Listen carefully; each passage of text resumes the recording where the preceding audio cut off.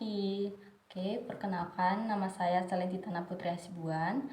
Di sini saya akan memulai podcast saya bersama ibu saya. Saya Ibu Martalina Cega. Oke, kali ini kita akan membahas perubahan tipologi masyarakat akibat teknologi informasi dan komunikasi. Nah, di sini kita akan langsung mulai saja ya ke perubahan apa yang Mama alami dalam perubahan di era teknologi informasi saat ini.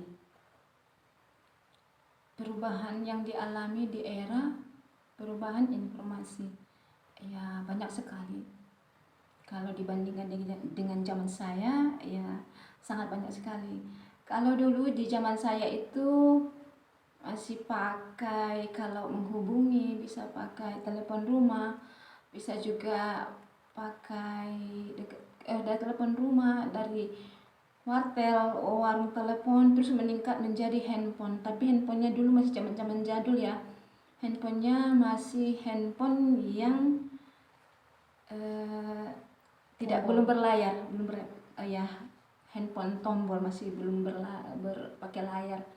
Dan sekarang ini zamannya udah semakin canggih lagi, dari handphone tombol sekarang menjadi handphone layar sentuh. Dimana dan layar itu adalah layar yang kita sentuh, scroll gitu.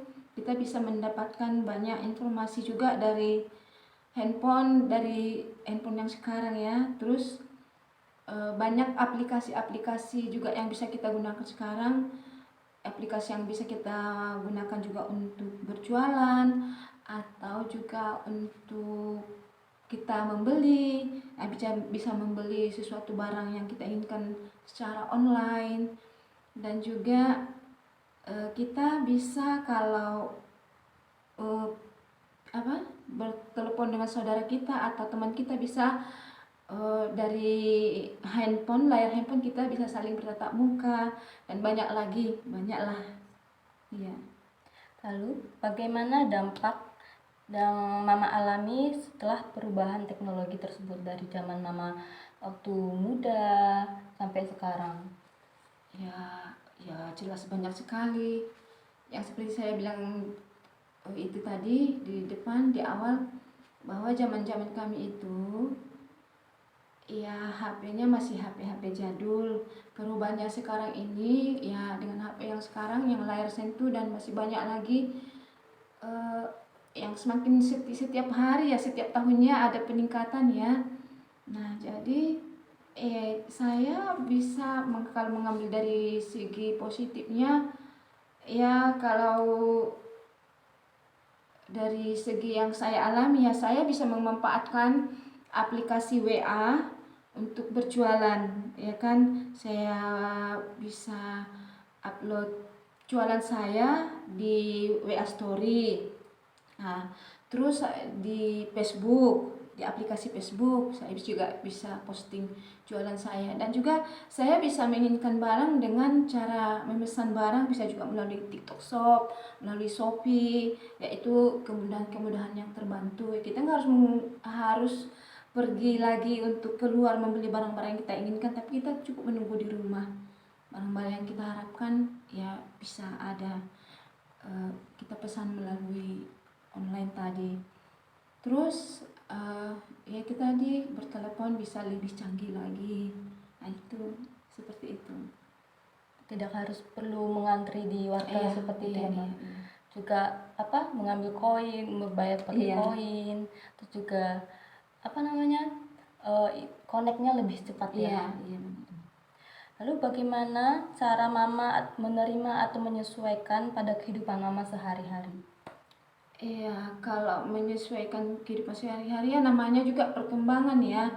Mulai dari kita masih dulu zaman-zaman HP, pakai berhubungan dengan orang ya, dari zaman dulu pakai telepon rumah, dari wartel, terus dari masuk ke HP yang jadul. Ya dibandingkan yang dulu-dulu ya udah lebih canggih sekarang ini. Jadi kita mengapresiasinya, menerimanya ya sesuai dengan perkembangan, kita harus masuk ke dalamnya. Nggak mungkin juga kita zaman sekarang sudah semakin canggih, kita nggak mungkin juga mau ketinggalan di belakang ya, kita harus menyesuaikan dengan perkembangan yang ada ya kan. Di zaman sekarang kalau yang namanya banyak aplikasi-aplikasi ya, kita coba belajar aplikasi juga, karena memang udah tuntutan juga ya kan, udah seperti itu. Jadi kita ya menerimanya, tapi kita menerimanya secara positif gitu. Apakah ada hal-hal yang sulit untuk mempelajari itu, Ma? Selagi kita mau belajar, semua itu tidak akan sulit. Oke. Manfaat dan atau dampak yang didapat pada perubahan teknologi dalam kehidupan sehari-hari. Manfaat atau dampak lah, dari hal positif dan negatif. Kalau manfaatnya banyak, yang seperti saya bilang di awal tadi, yang bilang Mama di awal tadi, manfaatnya sangat banyak sekali. Di balik manfaat yang banyak tetap ada ya kan, sesuatu itu perkembangan itu pasti ada yang namanya negatifnya.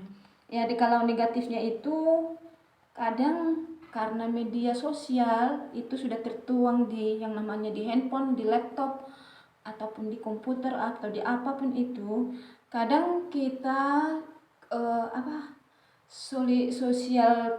sosialisasi kita kepada orang-orang sekitar, komunikasi kita bisa jadi berkurang tanpa kita sadari. Contohnya, dalam satu rumah ada 3-4 orang anggota keluarga, anak, ayah, bapak, ibu, anak-anak di rumah tersebut. Bisa karena masing-masing sudah punya handphone, lalu mereka sibuk dengan HP, handphone masing-masing atau laptop juga. Jadi tanpa mereka sadari, mereka asik dengan media yang sedang mereka pegang, mereka scroll ya kan. Ternyata komunikasi antara mereka berkurang. Mereka berada di satu ruangan yang sama tapi tanpa komunikasi karena sibuk dengan HP atau ya media-media sosial yang ada yang tersedia sekarang ya gitu. Jadi masing-masing sibuk, jadi tanpa mereka sadari mereka sudah kekurangan komunikasi. Oke. Lalu dampak negatif ini bagaimana cara kita untuk, atau cara Mama lah untuk menghindari dampak atau mengurangi dampak negatif dari perubahan teknologi ini? Ya kalau dampak negatifnya bisa kita, ya kalau kita sudah mengetahui dampak negatifnya, ya seperti yang saya bilang tadi, jangan karena media sosial yang ada sekarang ini kita sampai terlarut-larut di dalamnya, sampai lupa berkomunikasi antar keluarga. Nah, seperti saya bilang tadi, dulu zaman-zaman saya ya, kalau saya sedang waktu Mama remaja ya, kalau nunggu angkot di halte, atau sedang menunggu namanya contohnya, atau sedang mendaftar di entah kantor puskesmas atau di puskesmas contohnya sedang mau berobat Atau antrian apapun itu, kita kalau zaman-zaman kami itu ya, walaupun kita nggak kenal orangnya, kalau lagi sudah sama-sama bareng duduk, kita pasti menyapa ya kan, walaupun kita nggak kenal kita pasti minta kenalan, dan terus kita membahas apapun ya kan, ya seraya menunggu-nunggu kita punya giliran untuk dipanggil ya kan. Contohnya juga bisa sekalian juga nunggu lagi angkot datang, kita berusaha berkomunikasi dengan orang-orang yang ada di sekitar kita gitu. Tapi kalau zaman sekarang orang sibuk dengan HP-nya, jadi mereka lupa untuk berkomunikasi. Jadi banyak hal-hal yang baik, apalagi yang rasa untuk berkomunikasi itu dulu itu sangat bagus. Kalau sekarang itu menjadi sangat berkurang. Iya. Salah satu hal negatifnya Iya. ya. Oke. Jadi kesimpulannya itu dari perubahan yang ada dari dulu sampai sekarang itu mempunyai banyak hal-hal yang positif, tetapi ada juga hal negatifnya seperti kurangnya komunikasi kepada keluarga dalam satu ruangan, tapi komunikasinya sangat kurang seperti itu. Lalu tetapi dampak positif dari perubahan ini juga sangat banyak, seperti membantu pekerjaan, mempermudah pekerjaan, mempermudah kita mendapat informasi seperti itu ya. Jadi sebenarnya tergantung kita dalam mempelajari dan juga menggunakan media sosial yang terus-menerus dalam kehidupan kita akan selalu berkembang, dan untuk kedepannya lagi kita tidak tahu seperti apa perkembangan informasi yang akan datang ya, tetapi mau tidak mau kita harus siap dan kita juga harus lebih bijak harus lebih bijak. lebih bijak untuk menerima dan mempergunakan waktu dan barang-barang elektronik, barang-barang yang semakin canggih-canggih di zaman-zaman ini, seperti contohnya ya HP tadi, ya laptop tadi, semuanya.